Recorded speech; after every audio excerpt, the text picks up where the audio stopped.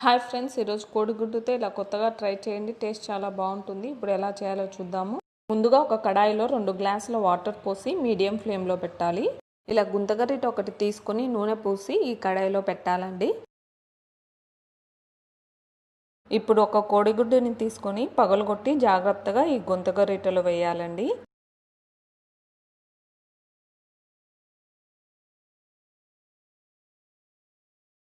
ఇలా జాగ్రత్తగా వేసుకున్న తర్వాత లిడ్ పెట్టి క్లోజ్ చేసి 6 నుంచి 7 నిమిషాల సేపు మీడియం ఫ్లేమ్లోనే కుక్ చేసుకోవాలండి. 7 నిమిషాలైంది. ఇప్పుడు లిడ్ ఓపెన్ చేసి ఈ గరిటెను జాగ్రత్తగా బట్టతో బయటకు తీసుకోవాలి, ఫ్లేమ్ ఆఫ్ చేసి. ఇప్పుడు స్పూన్తో దీన్ని జాగ్రత్తగా తీసుకోవాలండి. కోడిగుడ్డుతో ఎప్పుడు ఒకేలా కాకుండా ఇలా డిఫరెంట్గా ట్రై చేయొచ్చండి. ఇప్పుడు ఈ గరిటకు కొంచెం ఆయిల్ వేసి అప్లై చేసి ఇంకొక కోడిగుడ్డుని పగలగొట్టి ఇలానే ఆవిరి మీద 7 నిమిషాల సేపు ఉడికించుకోవాలండి. ఆవిరి మీద ఉడికించి తీసానండి. చూడండి, చక్కగా ఉడికింది. ఇప్పుడు స్పూన్తో తీసుకొని ప్లేట్లో పెట్టుకోవాలి. ఎక్కువ గుడ్లను ఆవిరి మీద ఉడికించాలంటే ఇడ్లీ పాత్రను వాడచ్చండి. లేనివారు ఇలా గరిటెతో ఉడికించవచ్చు. చాకుతో 4 భాగాలుగా కట్ చేసి పక్కన పెట్టుకోవాలి. ఇప్పుడు స్టవ్ మీద ఒక కడాయిని మీడియం ఫ్లేమ్లో పెట్టి 1 టేబుల్ స్పూన్ ఆయిల్ వేయాలి. ఇప్పుడు కట్ చేసుకున్న ఉల్లిపాయ ఒకటి వేసి కలర్ చేంజ్ అయ్యేంత వరకు ఫ్రై చేసుకోవాలి.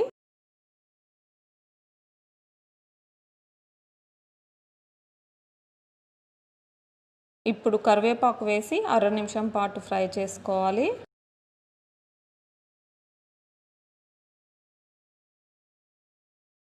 ఉప్పు 1/4 టీ స్పూన్,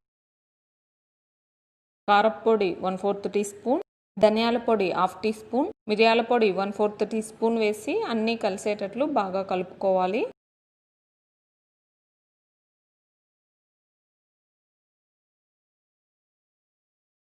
ఇప్పుడు 1 టీ స్పూన్ వాటర్ వేసి 1 నిమిషం పాటు ఉడికించుకోవాలి.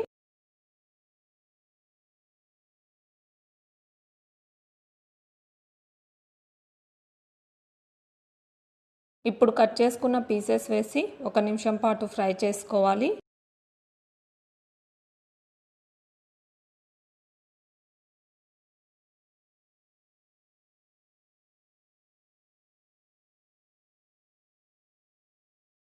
ఫ్రై అయిందండి. ఇప్పుడు కొత్తిమీర చల్లి ఫ్లేమ్ ఆఫ్ చేసుకోవాలి.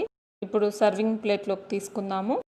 ఇదండి ఆవిరి మీద ఉడికించిన గుడ్డు ఫ్రై. మీరు కూడా ట్రై చేయండి. ఎలా వచ్చిందో కామెంట్ సెక్షన్లో తెలియజేయండి. Thanks for watching.